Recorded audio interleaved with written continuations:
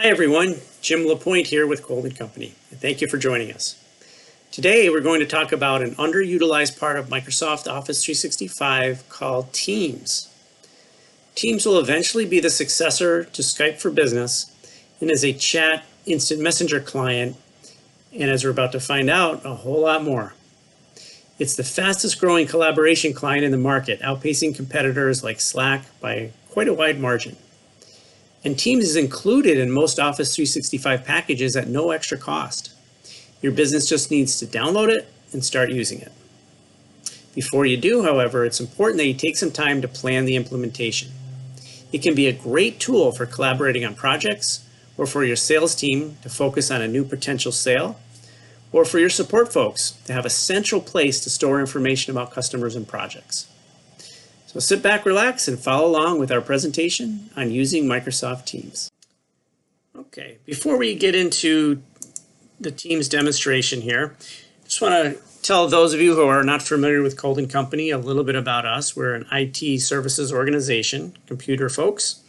Our business was founded in 2003. We have offices in upstate New York as well as northern Florida. Our customer footprint spans out quite a ways, 16 different states and 3 countries. And we have many leading technical certifications, including many Microsoft certifications, and we are a Microsoft cloud partner as well. So let's dive right in here to our agenda, which is we're going to discuss what is Microsoft Teams, get into the benefits, and then we'll show it to you.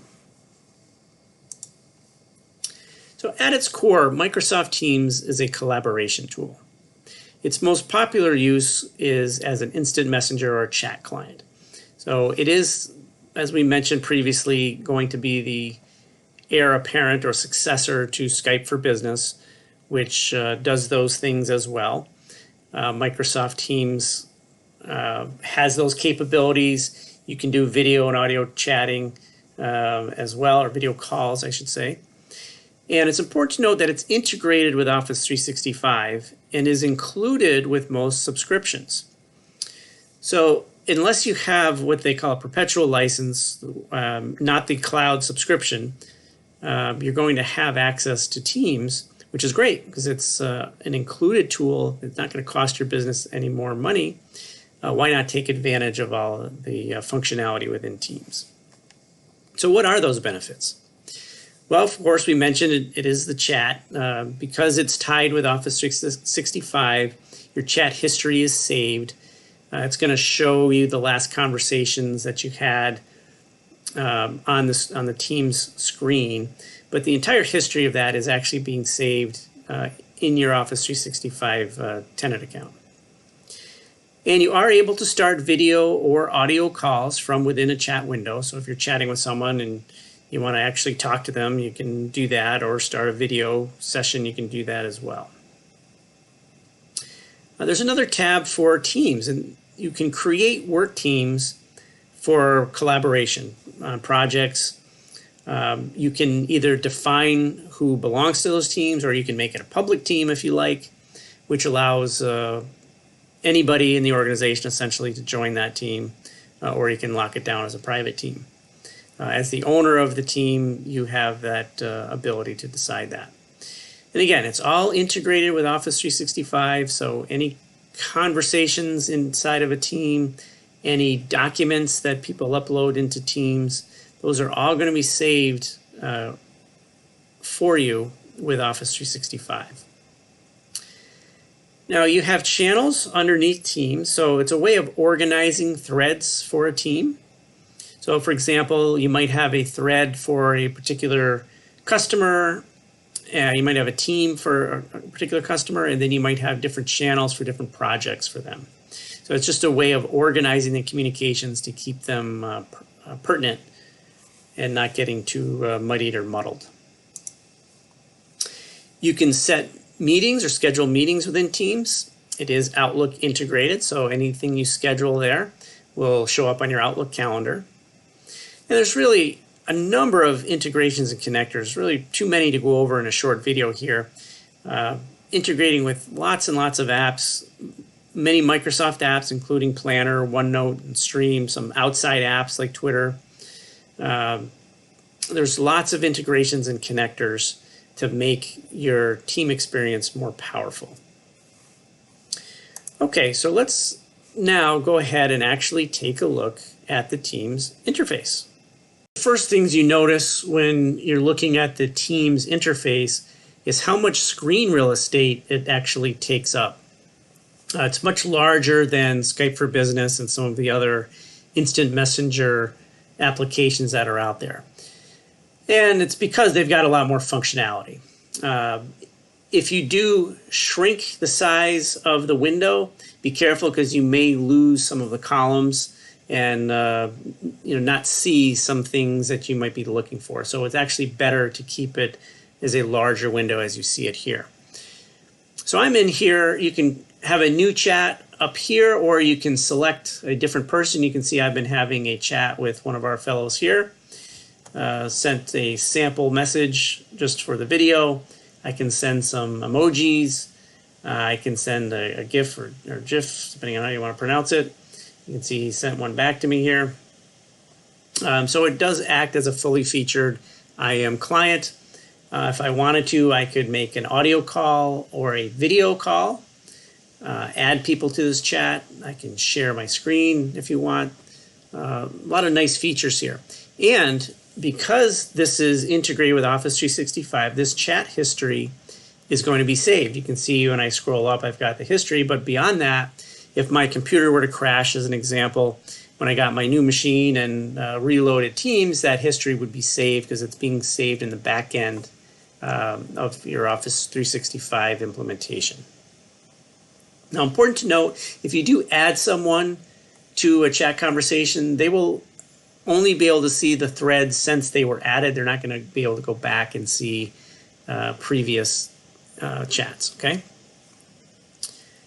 Okay, so let's move on from the chat and get into Teams, which is really one of the significant benefits of this and the namesake of the product. So you can create various teams. You can see I've created one just called Webinar Test here. That's a team. And I've got some messages here. I've got some different channels that I've created. We'll talk about that in a minute. Behind the scenes, teams are going to have a shared mailbox. So when I was talking earlier about carefully planning the implementation of Team, this is what I'm talking about here. If you already have Office 365 and you've already created some shared mailboxes for different scenarios for your business, you can activate Teams for that shared mailbox behind the scenes at the Office 365 Admin Center. If you do it first here in Teams and create a team, it's going to create a separate shared mailbox that's separate from the one that you have created earlier. So just a little bit of planning there before you actually set up your teams. You can make teams private or public. With a public team, anybody in your network that sees it can join it.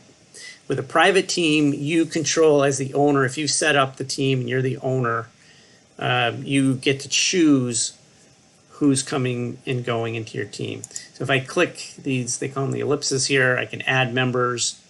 I can leave the team if I want. Here's where you set up channels. Edit team or manage team if I want to go in there. I can do things like change from private to public. Okay. Another important note here is if you're done with a particular project, it's always better to archive that particular team instead of just delete. If you delete a team, everything goes away. So in order to properly archive it, which you could restore later on if you wanted, you would click down here to this gear here. And you can see you've got your different teams. You can come in here and archive that team. That way everything is saved, but not deleted completely. If you were to choose delete, all that information is actually going to go away.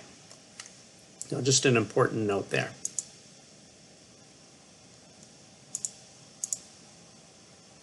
Okay, so let's move on to channels. So channels, as I mentioned, are a way to organize topics underneath a team, everyone is going to have a general channel by default. You can see I've created a Project Mercury and a Project Venus here. This is a top secret project using Colden Company technology. This one is a super top secret project. Really, as you can tell, just created for this webinar here. I've got it set as a favorite. I don't have to. The favorites are going to appear at the top here. I don't have enough teams and channels set up where they're scrolling off the screen, but if you really get into using this and you've got many teams and many channels, the ones that you want to see at the top here, you can mark as favorites and they're going to show up at the top of the list here. Now, a couple of things. You can follow a channel, which means you're going to get alerts anytime there is a new update. You want to be kind of careful with that one, especially with a very active channel that generates a lot of messages or documents. You're going to get alerted every single time. So be careful if it's a real busy channel before joining it. Also, some etiquette for using Teams here. If someone wanted to reply to my top secret project here, it's important that you want to use the reply button up here underneath, okay? What a lot of people do is click down here, start a new conversation, and it's not going to group those conversations together. So if you want to keep the conversations grouped together, you want to hit the reply button underneath the thread that you're talking about. And you can see down here, there's a lot of different things you can do if you want to change the format, insert smiley faces, or format your reply in any way. There's all sorts of editing tools down here to do that. Okay. There's also video. You can have meetings with as many people as you want, really. What it will do with video is it's going to divide up the screen so that you can see 4 people. It'll choose the 4 most recent speakers to show their smiling faces up on the screen here. Okay, we also have meetings here. So this one is pretty simple, but you can schedule meetings, and because it's integrated with Office 365, these scheduled meetings are going to show up on your Outlook calendar. So that's a nice feature here. Below that, we have files. So here you can pull in different files from OneDrive as an example, or you can add files to your teams. I believe in my Project Mercury here, if I go into my Files tab, I actually have a drawing here. So I'm going to go ahead and open this drawing here. Now, if your Office 365 subscription has Visio included in it, you can actually modify this Visio document right from within Teams. It's actually storing this document to a SharePoint backend, part of your Office 365. And let's say you wanted to work with one of your colleagues on designing this office that I'm designing here. We could collaborate on this drawing at the same time. So they could open it in Visio, I could open it in Visio, and we just have to do a refresh on the screen once in a while to get their changes that they're making at the same time. I don't have Visio installed, so I'm only seeing the picture without all the Visio options to edit. The same applies to Excel documents and Word documents. So you can actually modify and edit Excel documents, Word documents from within Teams as well. So that's a brief overview of Teams. There's a lot of capabilities here. As we mentioned, you can pull in data from different applications. You can get external applications. There are bots and connectors. There's a lot to talk about, but for our high-level overview for today, that's really what we wanted to show you. That was our high-level overview of Microsoft Teams. It is an underutilized part of Office 365 that many businesses are not taking full advantage of. So we hope you found this information valuable. If you have questions or comments, please feel free to reach out to us here at Colden Company via phone at 888-600-4560 or via email at info@coldencompany.com. Thanks for joining us.